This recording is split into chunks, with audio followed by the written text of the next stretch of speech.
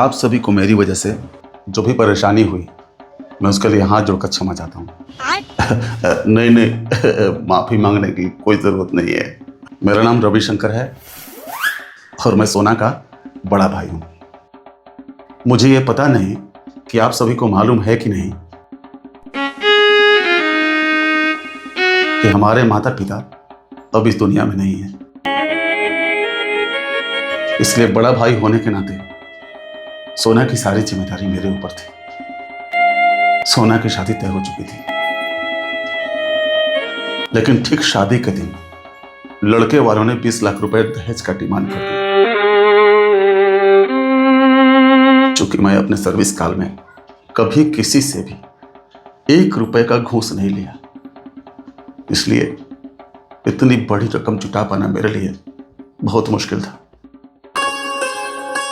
मुश्किल ही नहीं, नामुमकिन भी था। और मैं ये रकम जुटा नहीं पाया, जिसके वजह से मेरी बहन की शादी टूट गई। तो ये तो बहुत बुरा हुआ।